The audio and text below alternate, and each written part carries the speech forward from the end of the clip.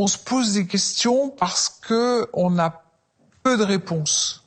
On a peu de réponses lorsqu'on pose les bonnes questions. Ou alors les gens qui apportent des réponses, on les traite d'affabulateurs, de complotistes tout de suite. Donc c'est pas la bonne réponse. Tout de suite, c'est pas la bonne réponse. Après, je pense qu'il y a des chercheurs dans les labos qui se sont penchés sur le problème et qui font des parutions. Nous avons demandé à un labo suisse, équipé de microscopes très sophistiqués, de se pencher sur les effets du vaccin sur notre carburant universel, le sang. Grâce à leur microscope, nous pouvons suivre en direct l'état du sang d'une patiente avant et après vaccination. Le directeur de ce labo est un pharmacien clinicien. Il a été responsable des effets secondaires pour l'un des plus grands groupes pharmaceutiques. Il s'est notamment occupé des études cliniques de phase 3 ou 4. Nous sommes au bon endroit. On voit des globules rouges qui sont parfaitement séparés les uns des autres, où les globules blancs continuent à fonctionner et à éliminer les substances, qu'elles soient d'origine virale, bactérienne, etc. On voit que le sang est parfaitement fluide, que les globules rouges, voilà de nouveau des globules blancs du système immunitaire qui nettoie le sang de tous les éléments dont il veut se débarrasser. Nous avons fait, avec toute l'équipe avec laquelle je travaille, puisqu'il y a toute une équipe à la fois de médecins, de pharmaciens, de biologistes, de généticiens.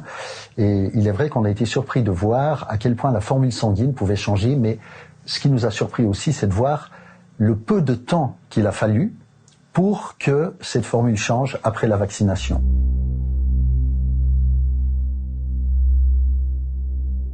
On peut observer une certaine agglutination des globules rouges, mais qui peut être assez fréquente chez les patients qui ont été testés en raison, par exemple, de la sensibilité aux ondes électromagnétiques.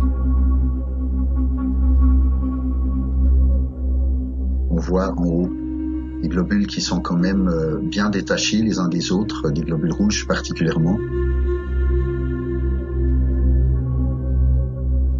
Et donc, on peut imaginer que cette patiente a une formule qui reflète une relative bonne santé.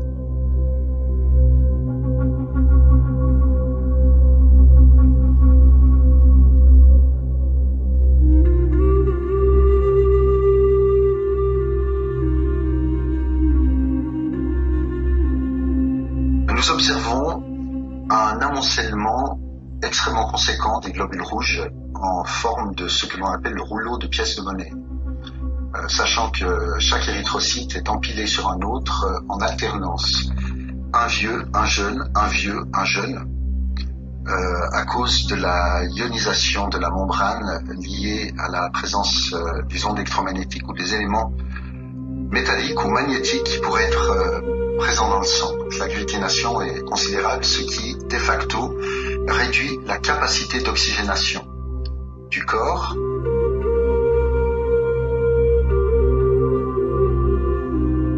On constate également une présence accrue de fibrine entre les cellules, fibrine dont on rappelle que atteint un certain stade, elle va coller les globules rouges ensemble et donc pouvoir expliquer pourquoi on trouve des thromboses.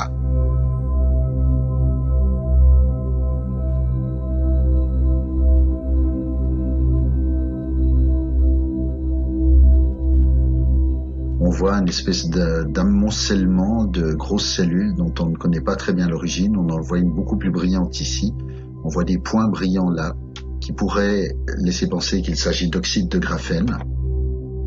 On en voit un autre exemple ici. On sait très bien que la nature ne produit aucun élément carré. On se retrouve tout d'un coup avec des structures carrées de ce type-là qu'on ne s'explique pas à aujourd'hui. On trouve également, grâce à la microscopie à fluorescence du champ vital, la possibilité de pouvoir colorer l'ARN et l'ADN. Et on voit tout d'un coup des modifications très significatives. Vous voyez la couleur rouge, qui est celle de l'ARN, qui est en train de vouloir modifier une cellule. On se demande pourquoi et comment. On le voit également ici, avec des colorations qui sont vraiment nettes et manifestes par rapport à l'ADN qui, lui, est en vert.